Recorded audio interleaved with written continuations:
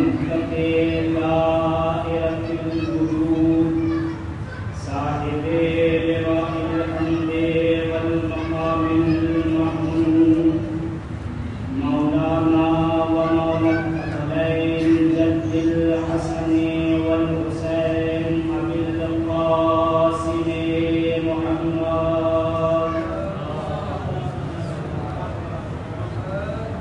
وعلى أهل بيته الطيبين الطاهرين المعصومين المظلومين ولعنة الله على أعدائهم أجمعين من يوم عداوتهم إلى قيام يوم الدين رب اشرح لي صدري ويسر لي أمري واحلل عقدة من لساني يفقهوا قولي أما بعد فقد قال رسول الله صلى الله عليه وآله وسلم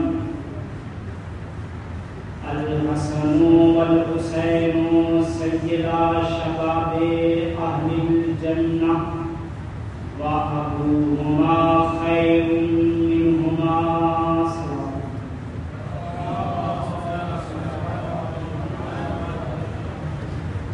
عزیزان محترم ماتم داران مظلوم کربلا موالیان حیدر کربلا عزاداران امام حسین علیہ السلام عرش نشین فرش عزا پر بیٹھنے والے امام حسین علیہ السلام کے ممتاز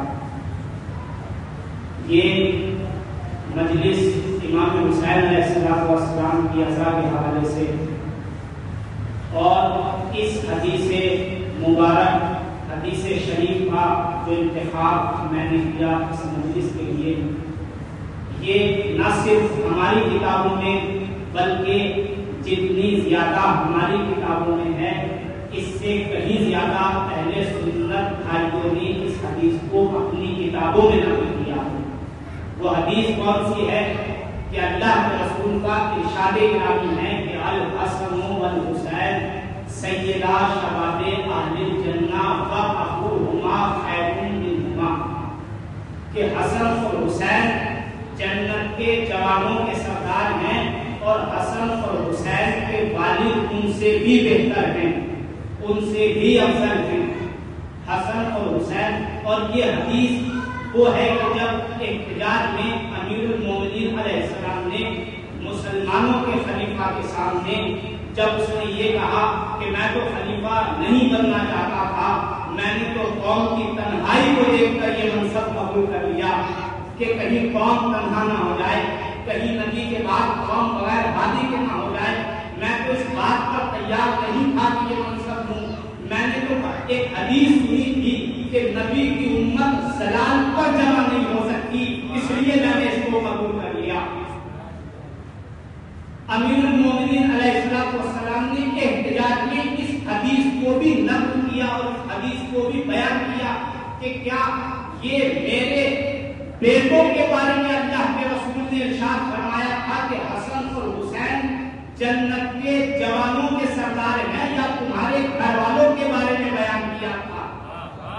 تو خلیفہ نے کہا کہ نہیں، یعنی یہ آپ کے بیٹوں کے بارے میں ارشاد فرمایا تھا کہ حسن اور حسین جنت کے جوانوں کے سردار ہیں اور ان کے والد ان سے زیادہ بہتر ہیں۔ تو یہ حدیث نہ صرف یہ کہ مولا نے اس وقت خلیفہ کے مسلمانوں کے خلیفہ کے سامنے بیان کی، یہی وہ حدیث تھی کہ جب کربلا کے میدان میں عاشور کے دن یہ دونوں لشکر آمنے سامنے ہوئے تو امام حسین علیہ السلام نے خطبہ دیا اور حجت تمام کی جتنا ہو سکتی تھی امام وقت سے۔ امام علیہ السلام نے آنے والے صبح محشر تک ایک آدمی کو ایسا نہیں چھوڑا کہ یہ کہہ سکے میں معلوم تھا، مجھے معلوم نہیں تھا کہ حسین کون تھے، مجھے حسین کی معرفت نہیں تھی، یا میں حسین کو جانتا نہیں تھا۔ امام حسین نے عاشور کے دن جب لشکر آمنے سامنے ہوئے تو مولا نے خطبہ ارشاد فرمایا، اور خطبہ ارشاد فرمانے کے بعد امام حسین علیہ السلام نے کہا کہ کیا تم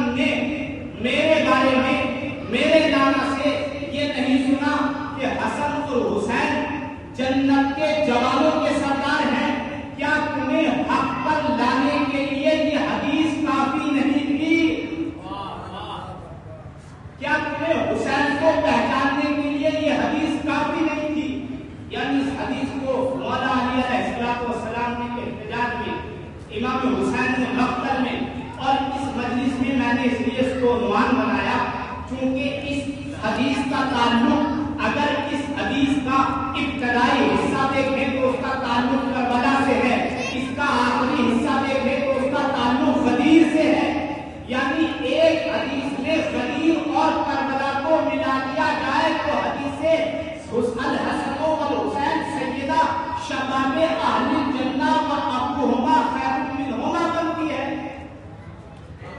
یہ غدیر کو بھی سمجھائے گی، یہ کربلا کو بھی سمجھائے گی، مگر بہتر یہ ہے کہ غدیر میں بھی آیا جائے تو بصارت سے نہیں بصیرت سے آیا جائے، کربلا میں بھی آیا جائے تو بصارت سے نہیں بصیرت سے آیا جائے، اس لیے کہ اگر بصارت سے تو آئے اور بصیرت سے نہ آئے تو نتیجہ یہ ہوگا کہ غدیر کے میدان میں بھی آنکھوں سے دیکھنے کے بعد قیامت تک اندھے ہو جائیں گے، اور اگر بصیرت کے ساتھ آئے تو بظاہر تو نابینا ہوں گے مگر ولایت کی خوشبو سے پہچان جائیں گے کہ یہی امام وقت ہے۔ صلوات پڑھیں محمد و آل محمد۔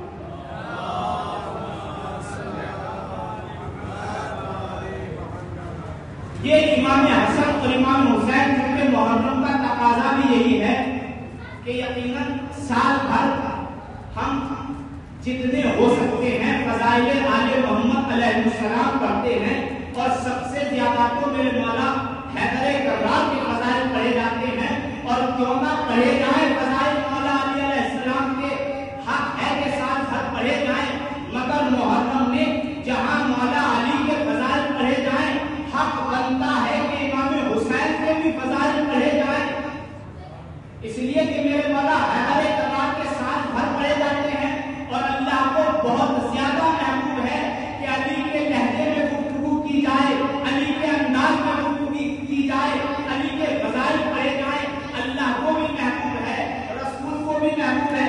بھائی اللہ کو تو علی کا ذکر کیا، علی کا لہجہ بھی اتنا پسند ہے کہ اگر اپنے نبی سے کلام بھی کرنا ہوتا ہے تو سارے نبیوں کو چھوڑ کر اپنے نبی سے علی کے لہجے میں کلام کرتا ہے۔ بھائی وہ تو خالق علی ہے، وہ اعلیٰ۔ صلوات پڑھیں محمد علی۔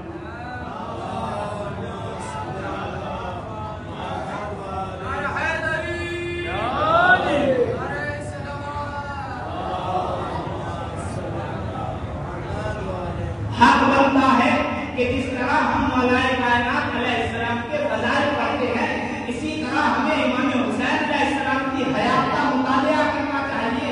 کیا حسین علیہ السلام نے سفر مدینے سے شروع کیا اور کربلا پر ختم ہو گیا؟ کیا یہی حیات امام حسین ہے؟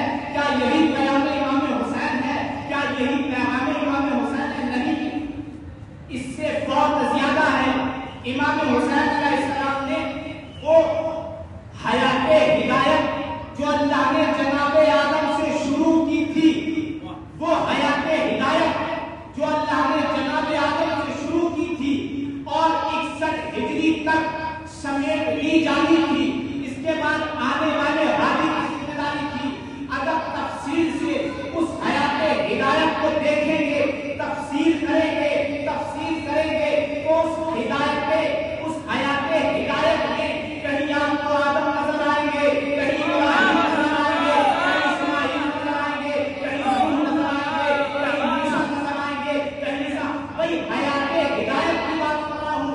اللہ نے وہ حیات ہدایت، وہ زمانہ ہدایت جو اللہ نے سفر ہدایت شروع کیا تھا حضرت آدم سے پہلے سے اور اب تک 61 ہجری تک، جب اس کو تفسیر کریں گے، تفسیر کے ساتھ دیکھیں اس ہدایت کے میدان میں، اس ہدایت کے سفینے میں کہیں آدم نظر آ رہے ہیں، کہیں ابراہیم نظر آ رہے ہیں، کہیں اسماعیل نظر آ رہے ہیں، جناب عیسیٰ تک بھائی 1,23,999 انبیاء یا 1,24,000 انبیاء اس صحنے ہدایت میں نظر آ رہے ہیں، سفینہ ہدایت میں نظر آ رہے ہیں۔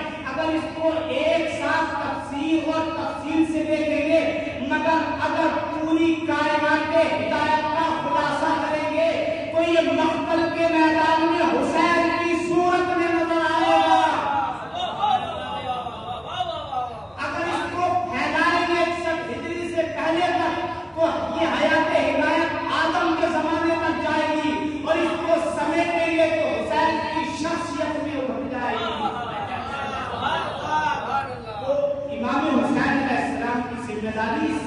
تنہا ایک ہادی کی ذمہ داری نہیں تھی.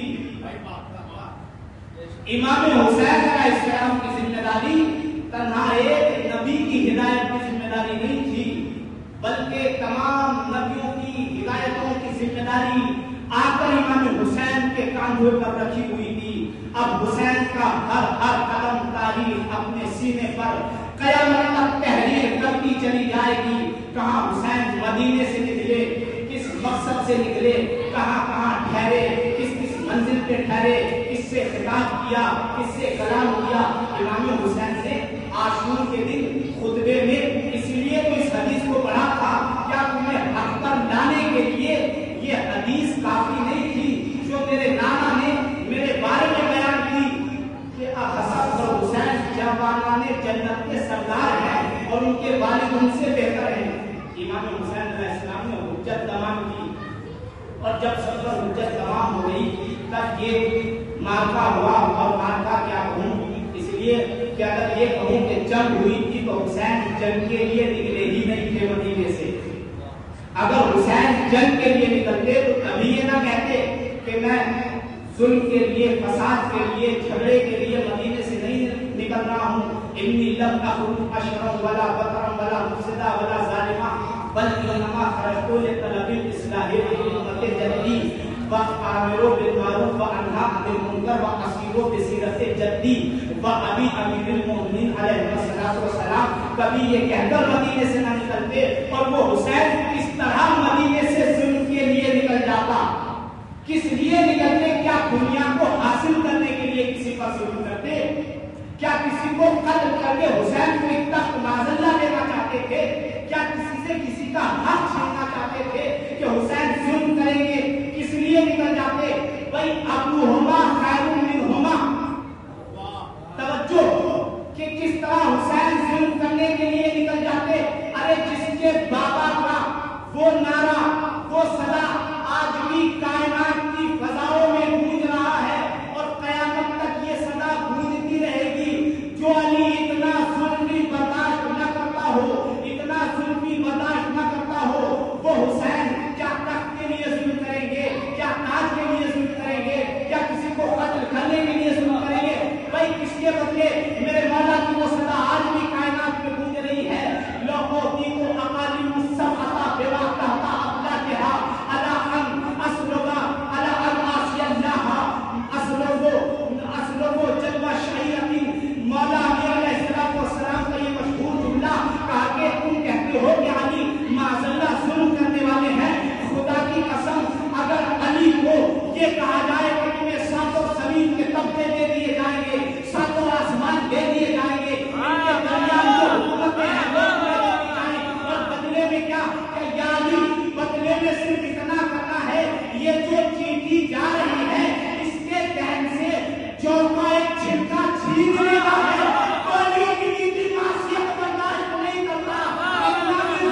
ارے جو چیٹی کے لیے ایک چھلکا چھیننے کا برداشت نہ کر سکے، کیا اس کا نام حکومت حاصل کرنے کے لیے مدینے سے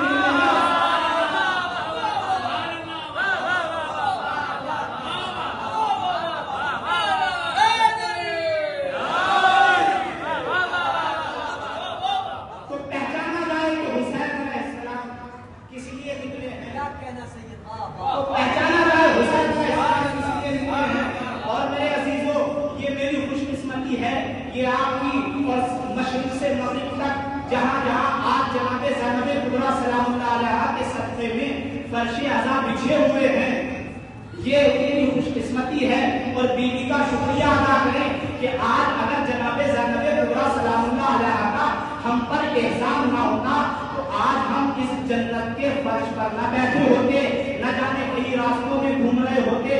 اور میں کیا کہوں کہ اگر یہ فرش عزا نہ ہوتا تو گھوم رہے ہوتے نہیں، اگر یہ فرش عزا نہ ہوتا تو شاید یہ کائنات باقی نہ رہتی، شاید یہ آسمان باقی نہ رہتا، شاید یہ زمین باقی نہ رہتی، شاید یہ انسان باقی نہ ہوتے، شاید یہ انسانیت باقی نہ ہوتی.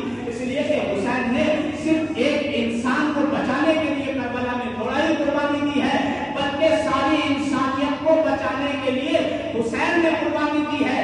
جہاں قرآن کو بچایا وہاں انسانیت کو بھی بچایا، جہاں نبوت کو بچایا وہاں انسانیت کو بھی بچایا.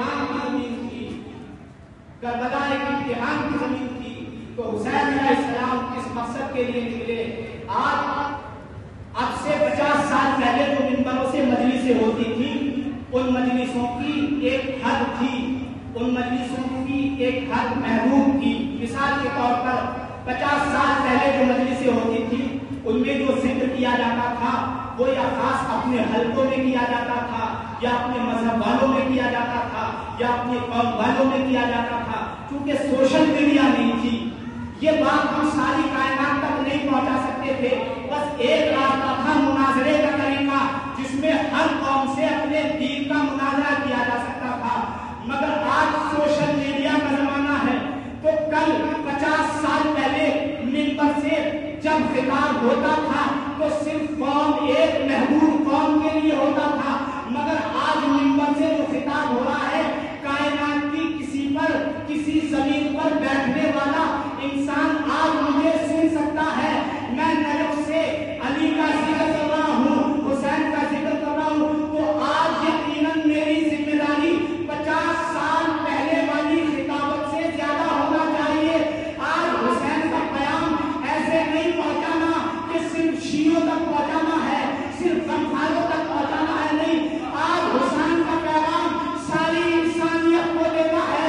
لہذا منبر پر آ کر اس طرح کلام کرنا ہے کہ لوگوں کو حسین سے قریب کرے، حسین سے دور نہ کر دے.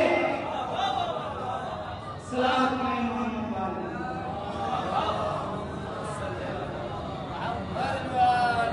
اور میں نے کیوں کہا اس لیے کہ مولا کا فرمانا رحمت اللہ ابدن من احببنا الی الناس، خدا اس بندے پر رحمت نازل کرتا ہے کہ جو لوگوں کے دلوں میں ہماری محبت ڈالتا ہے، لوگوں کو ہمارا دشمن نہیں بناتا.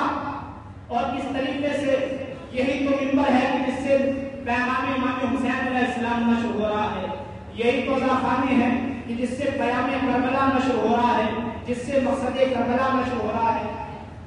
آیت اللہ باقر قلچی نے اپنی کتاب حیات امام حسین علیہ السلام جو 3 جلدی کتاب ہے اس کی پہلی جلد میں امام حسین علیہ السلام کے مدینے سے نکل کر کوفے میں رکنے کے 5 مقصد یا 5 وجہ بیان کی ہیں کہ ہو سکتا ہے ایک سوال ذہن میں آتا ہے اور آ بھی سکتا ہے، اور سوال کا آنا کسی زمانے اور صدی سے تو یہ کوئی قید نہیں ہے کہ ایک صدی میں ذہن میں سوال آئیں گے اور دوسری صدی میں نہیں آ سکتے.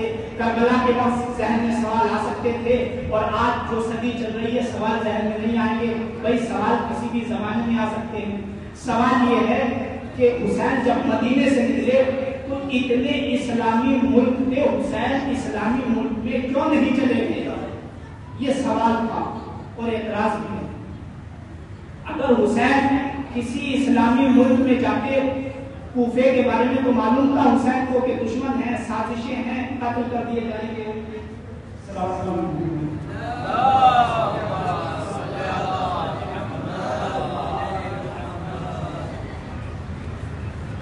اتنے اسلامی ملک تھے، حسین کیوں نہیں گئے کسی اسلامی ملک میں؟ کیوں آئے کوفہ مدینہ چھوڑ کر کوفے کی طرف، پھر کوفے سے کربلا گئے؟ کہ اگر حسین کسی اسلامی ملک میں چلے جاتے تو جان بچ جاتی.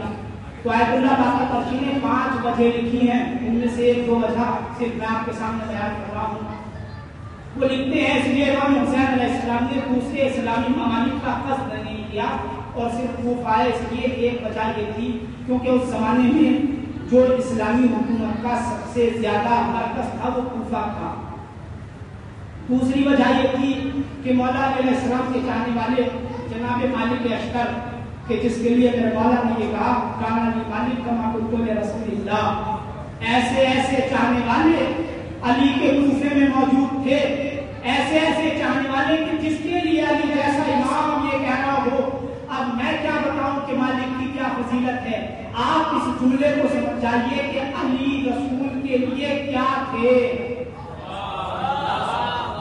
میں کیا بتاؤں کہ مالک کی کیا فضیلت تھی. آپ یہ سمجھ لیجئے کانا لی مالک کما قلت لرسول اللہ، مالک میرے لیے ایسا تھا جیسا میں رسول کے لیے. ایسے ایسے چاہنے والے کوفے میں تھے، اس لیے حسین علیہ السلام کوفہ آئے. ایک اور وجہ اور آخری 5ویں وجہ یہ تھی کہ اگر حسین علیہ السلام کسی دوسرے اسلامی ملک میں چلے جاتے اور چونکہ بنو امیہ کا، یزید کا، سالم کا ہر جگہ پہ قبضہ تھا، حسین جہاں جاتے کہ وہاں حسین کو قتل کرنے کے لیے آتے.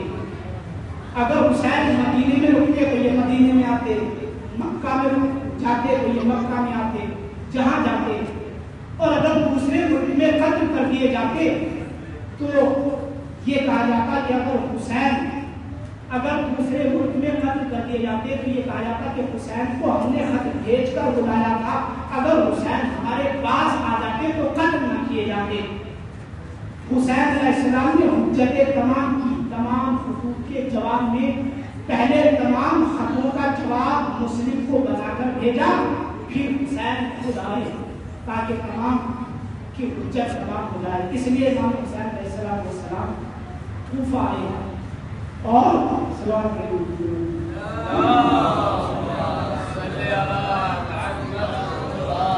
اس لیے امام حسین علیہ السلام کوفہ آئے. اور ایک سوال یہ بھی ہے کہ امام حسین علیہ السلام کے بارے میں کہا جاتا ہے کہ حسین معاذ اللہ باغی ہے اور خارجی ہے، یا یہ کہا جاتا ہے بہت زیادہ تاریخ بیان کرتے ہیں تو 2 شہزادوں کی جنگ ہے. اگر یہ تاریخ میں آتے ہیں تو تب بھی منتصب کے کنویں سے نہیں نکلا جاتا. اگر یہ تاریخ کرنے پر بھی آتا ہے تب بھی کمیوں کے کنویں میں رہتے ہیں. جب یہ باہر نہیں آنے کا 2 شہزادوں کی جنگ تھی. بھائی جنگ اس وقت ہوتی ہے کہ جب 2 آمنے سامنے میدانوں میں آئے اور جنگ کے ارادے سے آئے. لیکن حسین علیہ السلام نے سب سے پہلے آنے والے قیامت تک لوگوں کے اعتراض کا جواب دیا اور حسین نے سب سے پہلے کربلا کی زمین خریدی. اور زمین خرید کر حسین نے بتایا کہ دیکھو میں نے کربلا کی زمین خرید کے کربلا کو اپنا گھر بنا لیا ہے. حسین نے کربلا کی زمین خریدی، کربلا کو اپنا گھر بنا لیا. اب اگر میں نے شام میں جا کر حملہ کیا تو دنیا حسین کو باغی کہے گی، اور اگر یزید نے میرے گھر میں آ کر مجھ پر حملہ کیا تو سمجھ جانا کہ باغی حسین نہیں، باغی جس کے گھر میں حملہ کیا جاتا ہے، حملہ کرنے والا باغی ہوتا ہے، مظلوم کو باغی نہیں، ظالم کو باغی کہا. تو حسین علیہ السلام نے اس لیے کربلا کی زمین خریدی تاکہ دنیا کو معلوم ہو جائے کہ حسین نے کربلا کی زمین خرید کے اپنا گھر بنایا. اور عزیزوں، اللہ نے ہر قوم میں، نبیوں کی قوم میں تھی، ان کے اوپر بھی عذاب نازل ہوئے. امام حسین علیہ السلام کے سالسوں کے لیے اللہ نے خاص قسم کا عذاب رکھا. جو حسین سے قتل کرنے والے تھے کربلا کے میدان میں، اللہ نے ان کے خاص عذاب دیا. اور جس کے بارے میں امام سجاد کے زمانے میں بھی بہت سے لوگوں نے یہ کہا کہ حسین کے قتل کرنے والے تو اتنے بڑے گناہگار نہیں تھے. وہ قرآن مجید کے سورہ بقرہ کی 65ویں آیت کہ جب لوگوں نے سنیچر کے دن کے بارے میں ظلم اور زیادتی سے کام کیا اور انہوں نے شکار کیا سنیچر کے دن، اور پروردگار عالم نے ان سے کہا فَقُلْنَا لَهُمْ كُونُوا قِرَدَةً خَاسِئِينَ. اور پروردگار عالم نے ان کو بدترین شکل میں بندر بنا دیا. اللہ نے ان سے قوم کی نبی جس سے منع کیا تھا کہ تم سنیچر کے دن شکار نہ کرنا. انہوں نے سنیچر کے دن شکار نہیں کیا، مگر انہوں نے دھوکے سے ظلم اور زیادتی کی کہ اللہ کے حکم کی خلاف ورزی کی، کہ انہیں روکا گیا تھا اللہ کے حکم کی طرف سے کہ سنیچر کے دن مچھلیوں کا شکار نہ کرنا، مچھلیوں کے اوپر ظلم نہ کرنا، ورنہ تمہارے اوپر یہ عذاب آئے گا. فَقُلْنَا لَهُمْ كُونُوا قِرَدَةً خَاسِئِينَ. اللہ نے ان کو بندر بنا دیا. امام سجاد علیہ السلام کہتے ہیں کہ جب پروردگار عالم کو یہ گوارا نہیں ہے کہ وہ ایک حیوان کے اوپر ظلم اور زیادتی کو برداشت کر سکے، اور جنہوں نے سنیچر کے دن مچھلیوں کا شکار کر کے مچھلیوں کے اوپر ظلم کیا تھا، اللہ نے اس قوم کے اوپر عذاب یہ نازل کیا تاکہ بدترین شکل میں بندر ہو جاؤ. مولا سجاد فرماتے ہیں تو بتاؤ تمہارا اس قوم کے بارے میں کیا خیال ہے کہ جس نے حیوانوں کے اوپر نہیں بلکہ نبی کی اولاد کے اوپر ظلم کیا ہو، نبی کی اولاد کو قتل کیا ہو. جب اللہ حیوانوں پر ظلم کرنے والوں کو اتنی بڑی سزا دیتا ہے تو رسولوں کے نواسے کو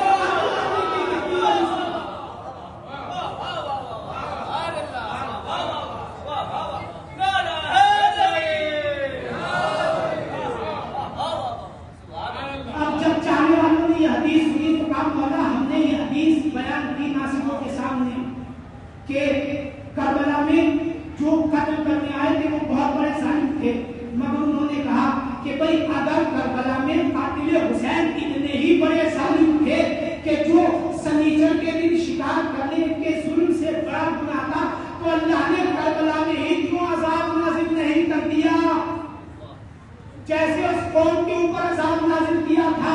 امام سجاد علیہ السلام کے اوپر جانے قربان ہو جائے، اگر ہم جیسا ہوتا تو کوئی خاموش ہو جاتا، مگر یہ امام کی نظریں تھیں جو دہن سے سوال نکلنے سے پہلے اس کا جواب دے دیا کرتے ہیں۔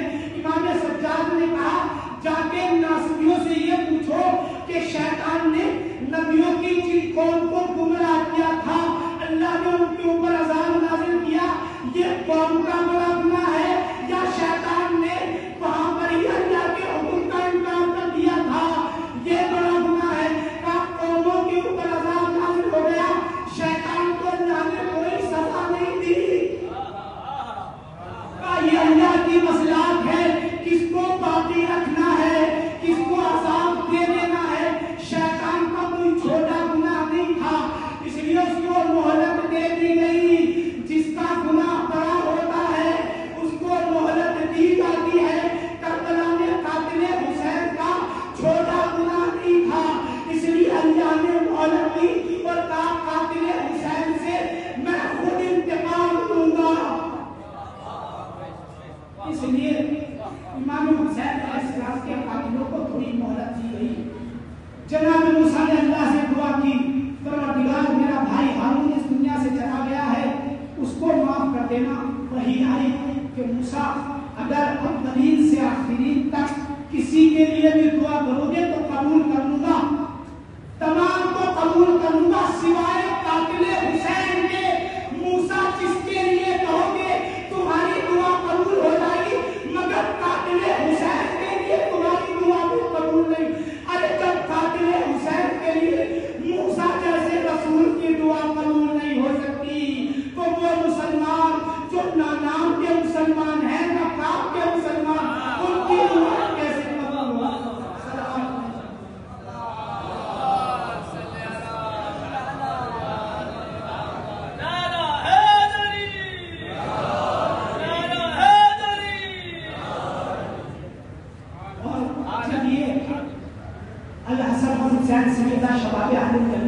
جب یہ حدیث مبارک مولا نے ارشاد فرمائی تو اس حدیث کے مقابل میں ایک اور حدیث تیار کی گئی، چونکہ یہ دستور تھا اللہ کے ہاتھیوں کے مقابل میں جھوٹے ہاتھی تیار کیے جاتے تھے، سچی حدیثوں کے مقابل میں جھوٹی حدیثیں تیار کی جاتی تھی۔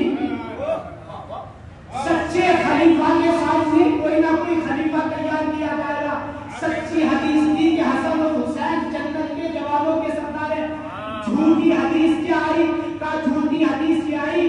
فلان و فلان سیدہ کہول اہل جنہ، کہ فلاں اور فلاں جنت کے کہولوں کے سردار ہیں۔ بھائی جنت کے کہولوں کے سردار سید رضی نے الشافعی فی الامامہ میں جب اس حدیث کی وضاحت کی تو سید رضی کہتے ہیں کہ یہ حدیث اس زمانے میں گڑھی گئی بنی امیہ کے، کہ چونکہ اس حدیث کو کرنے والا کوئی معمولی منحرف انسان نہیں تھا، کوئی معمولی گمراہ انسان نہیں تھا، اہل بیت کے راستے سے بہت زیادہ بھٹک چکا تھا، تو یہ چیز ذہن میں آئی تھی۔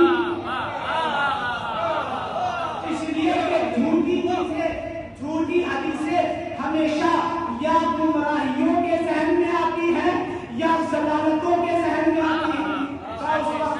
اگر دیکھا جائے تو یہ حدیث اس لیے بھی گڑھی ہوئی ہے کہ اللہ کے رسول کی حدیث ہے کہ جنت میں جوان جائیں گے بوڑھے نہیں جائیں گے، اس لیے بھی یہ جھوٹی ہے۔ خود مامون نے اس کا انکار کیا ہے۔ مامون کہتا ہے کہ معاذ ہے، جب مامون کے سامنے یہ حدیث پڑھی گئی کہ ایک تو حدیث سیدہ شباب اہل جنہ حسن حسین کے لیے ہے، ایک حدیث اور ہے کہ فلان و فلان سیدہ کہول اہل جنہ، مامون کہتا ہے مامون ہے، مگر شاید اسی بات میں یہ مامون ہے۔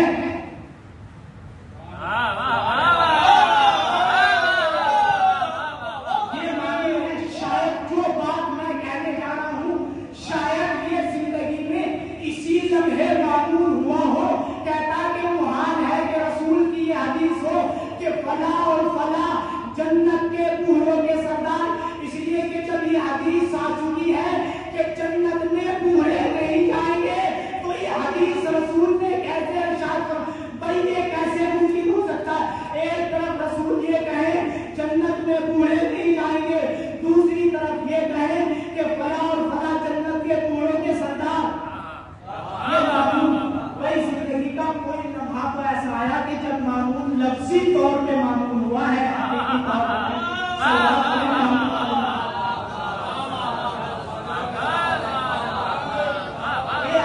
وجود لفظی میں معلوم ہوا ہے، وجود حقیقی میں معلوم نہیں ہے۔ ایک اپنے لفظی وجود میں معلوم ہے۔ اور عزیزوں، میں نے اسی حدیث کے متعلق جو پڑھا، جو مطالعہ کیا، جو لکھا، اسی کے مقتل میں یہ حدیث کوٹ کی گئی، احتجاج میں یہ حدیث کوٹ کی گئی، امام حسین نے یہ حدیث نقل کی، اور اس کے علاوہ اس حدیث کے ذریعے سے امام حسین کی وہ فضیلت ثابت ہوتی ہے کہ بعض لوگ اعتراض کرتے ہیں کہ حسین افضل یا انبیاء افضل۔ بھائی جب یہ حدیث آ گئی تو اب یہ سوال کرنے کی ضرورت نہیں ہے کہ حسین افضل یا انبیاء افضل کیوں، اس لیے کہ سیدہ شباب اہل جنہ کا مطلب کیا ہے؟ کا سیدہ شباب اہل جنہ کا مطلب یہ ہے کہ جنت میں جتنے جانے والے ہیں سب کے سردار ہیں حسین۔ آدم سے کیوں؟ آدم جنت میں جانے والے ہیں، حسین جنت میں جانے والوں کے سردار ہیں۔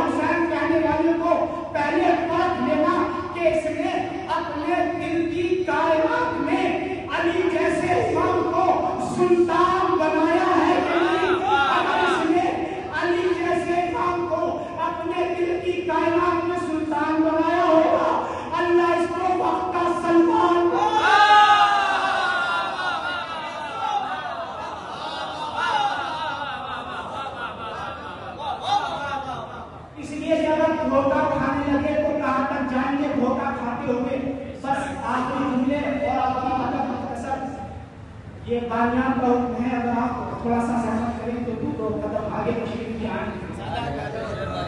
صلوات علیہ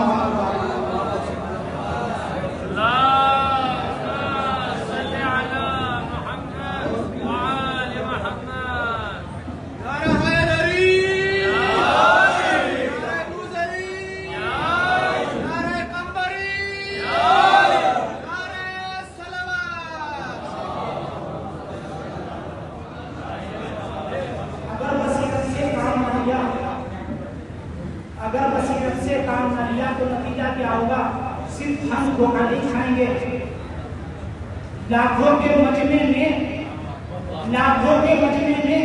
اگر بصیرت سے کام نہ لیا، صرف بصارت سے کام لیا، تو 1.25 لاکھ کے مجمع میں کئی ہزار سال کا تجربے کار عبادت ابلیس نامی شیطان بھی دھوکہ کھا جائے گا۔ اگر بصارت سے کام لیا اور سے کام لیا اور بصیرت سے کام نہ لیا تو شیطان بھی دھوکہ کھا جائے گا. اب کہاں دھوکہ کھایا میں ابھی بیان کر رہا ہوں. غدیر کے میدان میں بابوہما خیر منہما جب اللہ کے رسول نے اعلان ولایت کر دیا تو یہ وہ وقت تھا کہ شیطان اب تک اس سے زیادہ کبھی مایوس نہیں ہوا تھا. اس سے زیادہ کبھی مایوس نہیں ہوا تھا شیطان جتنا غدیر میں مایوس ہوا ہے. تو اب ایک قانون بن گیا کہ خدا کی سب سے بڑی خوشی کا نام ہے غدیر. نبی کی سب سے بڑی خوشی کا نام ہے غدیر. مومنین کی سب سے بڑی خوشی کا نام ہے غدیر. ابھی جملہ نہیں دے رہا ہوں, ابھی تو جملے کی تبدیل چل رہی ہے. نبی کی سب سے بڑی خوشی کا نام ہے غدیر اور خدا کی خوشی میں سب سے زیادہ مایوس ہونے والے کا نام ہے شیطان. ابھی بھی جملے کی خبر نہیں, مبتدا چل رہا ہے.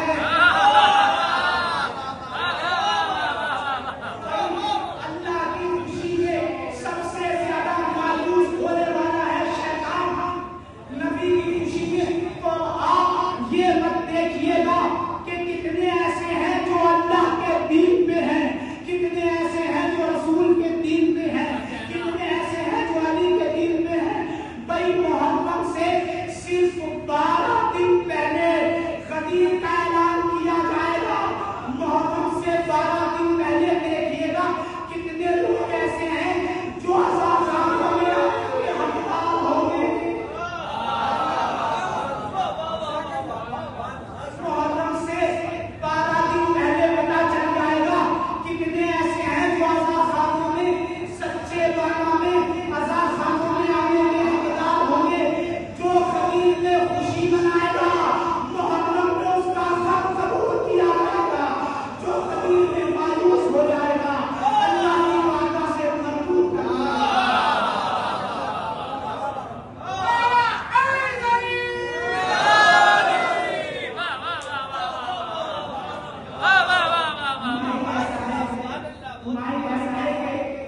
جتنا بڑا جملہ ہے شاید میں اس نصیحت میں آپ تک نہ پہنچا سکتا. شاید غدیر کے بعد شیطان مایوس ہو گیا اور سب سے بڑی خوشی منائی ہے شیطان نے عاشور کے دن تذکرۃ الشہادہ. سب سے بڑی خوشی ابلیس نے منائی ہے عاشور کے دن. جب حسین قتل کر دیے گئے تو شیطان نے اپنے تمام انصار کو اکٹھا کیا, تمام ساتھیوں کو اکٹھا کیا اور شیطان نے ایسی خوشی منائی کہ غدیر کے بعد جو مایوسی کے بادل سر پہ آئے تھے پھر وہ چھٹے نہیں تھے. شیطان نے کربلا میں خوشی منائی اور اپنے تمام ساتھیوں کو جمع کرنے کے بعد کہا کہ دیکھو آج ہمیں وہ چیز مل گئی ہے کہ جس کی ہزاروں سال سے تمنا تھی. کہا تمنا کیا تھی کہ آج امت نے ایسا کام کر دیا ہے کہ اب اس کو جہنم سے کوئی نہیں بچا سکتا. میرا مقصد امت کو گمراہ کرنا تھا, میں اپنے مقصد میں کامیاب ہو گیا, لیکن ہاں ابھی منصوبہ مکمل نہیں ہے. اب تمہیں ایک کام کرنا ہے, زمین پر چاروں طرف پھیل جانا ہے. دیکھو زمین پر پھیلنے کے بعد اب دیکھو قتل حسین کے بارے میں لوگوں کے دلوں میں شک کو پیدا کرنا ہے کہ حسین کی شہادت حق پر نہیں تھی, باطل پر نہیں تھی. حسین کے بارے میں شک میں مبتلا کرو, حسین کی شہادت کو شک میں مبتلا کرو. یا حسین کے ذکر کے فتووں کے ذریعے سے یا مجلسوں کے فتوے کے ذریعے سے تو اب معلوم ہو گیا شیطان کو عاشور کے دن نکل چکا تھا, شک ڈالنے کے لیے عزاداری کے پیچھے لگ چکا تھا. تو اب اگر کہیں سے یہ آواز آئے کہ حسین سے رونا بدعت ہے, حسین کا غم منانا شرک ہے, حسین کی مجلسوں میں آنا بدعت ہے, تو آپ سمجھ جائیے گا یہ آواز اپنے خیمے سے نہیں, اس کی اصل ابلیس ہے جس نے کربلا میں اپنے لشکر کو جمع کیا تھا. آپ جو شہادت حسین میں شک کر رہے ہیں وہ حسین رسول کے لشکر والے نہیں, شیطان کے لشکریوں کی آواز آ رہی ہے.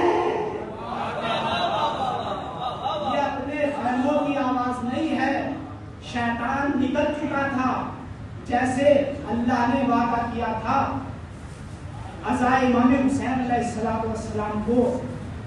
بس اللہ نے وعدہ کیا تھا کہ حسین کی عزاداری ہوگی، حسین ظاہر ہوگا. اسی طرح شیطان بھی نکل چکا تھا اور گمراہ کرنے کے لیے نکل چکا تھا.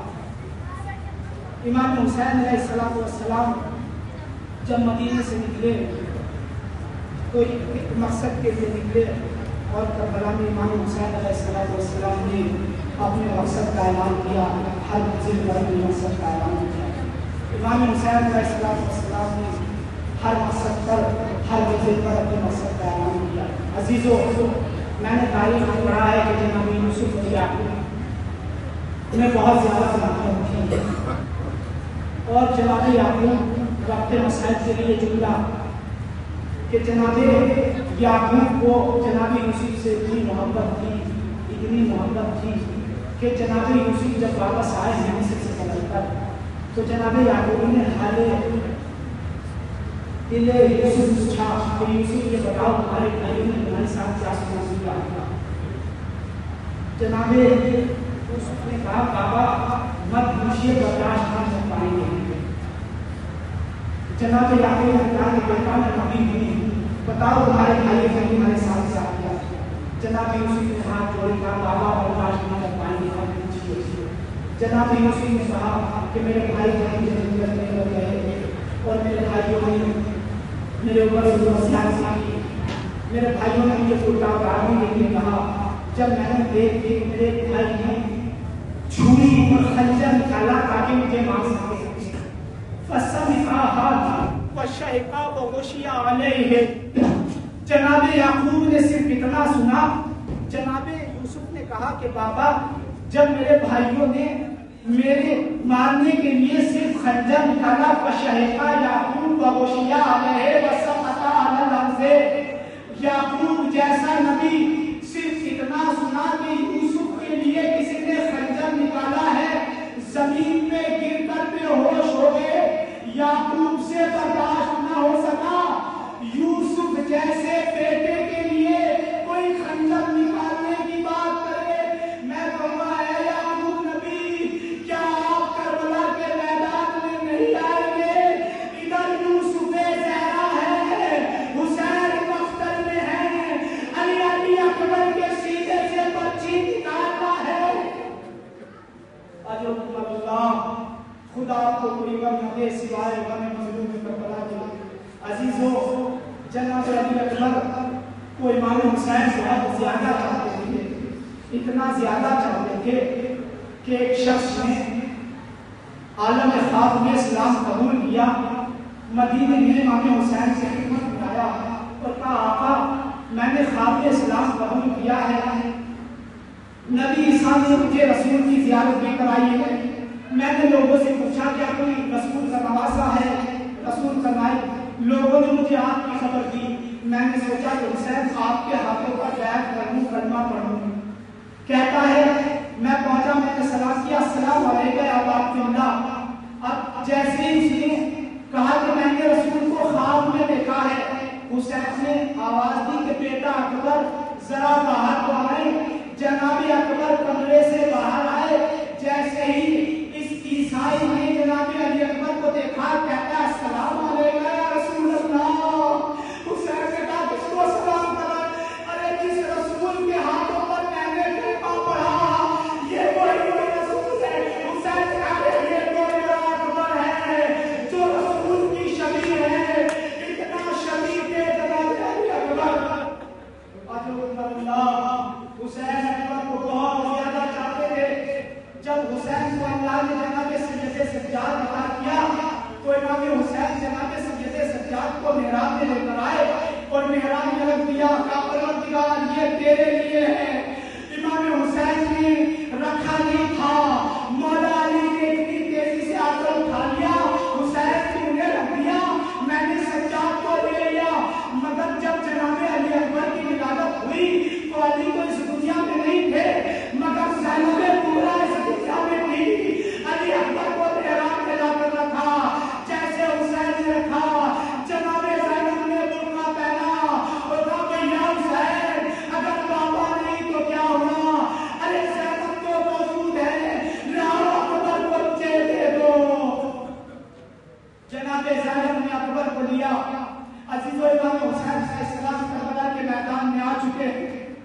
امام حسین علیہ السلام کربلا کے میدان میں آ چکے ہیں. محرم کی آج کی تاریخ ہے. سوموارو 2 دن کے بعد آپ کو کربلا کی زمین پر بھی پہنچانا ہے جہاں علی اکبر کے سینے سے بچی 2 دن کے بعد آپ کربلا بھی پہنچائیں گے. کربلا کی زمین پر مسائل سننے کے لیے بھی ضرورت نہیں ہے. وہاں تو آپ جگہ کو دیکھیں گے یہ مقتل ہے جہاں حسین قتل ہوئے تھے. یہ وہ جگہ ہے جہاں باسکٹ بال اتارے گئے تھے. یہ وہ جگہ ہے جہاں سڑک کے گدے پر تیر لگا تھا. یہ وہ جگہ ہے جہاں حسین کا لاشا لگا ہوا تھا. ارے کربلا کی زمین کو خود مسائل سناتی ہے. وہاں کسی خطیب کی ضرورت نہیں ہوتی. عزیز عاشور کا دن آیا. امام حسین علیہ السلام کی خدمت میں جناب علی اکبر آئے اور کہا آقا مجھے مرنے کی اجازت دے دیجیے. اب وہ حسین اکبر کو کیسے اجازت دے؟ حسین نے اپنے سر کو جھکایا اور اکبر کو اوپر سے نیچے تک دیکھنا شروع کیا. کبھی اکبر کا چہرہ دیکھتے ہیں کہ بیٹا جب نہیں حسین معلوم کر رہے ہو بیٹا یہ کیا سوال لے کر آئے ہو؟ کہیے کہ باپ سے کوئی بیٹا کرنے کی اجازت مانگتا ہے. مجھے نہیں معلوم حسین نے کیسے اجازت کی مگر جب اجازت مل گئی حسین سے کہا ارے خیموں میں اپنی پھوپھیوں سے بھی اجازت لے کر آ جاؤ. عزیزو جناب علی اکبر خیمے میں داخل کیسے ہوئے مجھے نہیں معلوم مگر خیموں سے نکلنا بڑا مشکل ہو گیا. جیسے ہی جناب علی اکبر خیموں میں اجازت کے لیے داخل ہوئے ابھی بولنا چاہتے تھے جناب زینب نے ماتم کرنا شروع کر دیا. ارحم علی غربت ماں. ارے اکبر ہماری غربت پہ رحم کرو. اکبر ہماری غربت پہ رحم کرو. عزیزو مقاتی نے لکھا کہ تقریباً 18 مرتبہ خیمے کا پردہ اٹھا اور خیمے کا پردہ گرا. مجھے نہیں معلوم جب اکبر خیمے سے نکلنا چاہتے تھے کون کون اکبر کو روک رہا تھا. شاید کبھی پھوپھی رو لیتی ہو کبھی چھوٹی بہن رو لیتی ہو. اکبر نے کس کے سہارے پر چھوڑ کر جا رہے ہو؟ عزیزوں ذرا سی بات جناب اکبر کو اجازت ملی. امام حسین علیہ السلام نے جب اجازت دے دی مقدر نے اتنا لکھا امام حسین نے نظر آئے نظر آئے ایک مایوسا انداز میں اکبر کی طرف دیکھنا شروع کیا اور کہا اللہم اشہد علی ہؤلاء القوم قد برز الیہم اشبہ الناس برسولک خلقا وخلقا ومنطقا.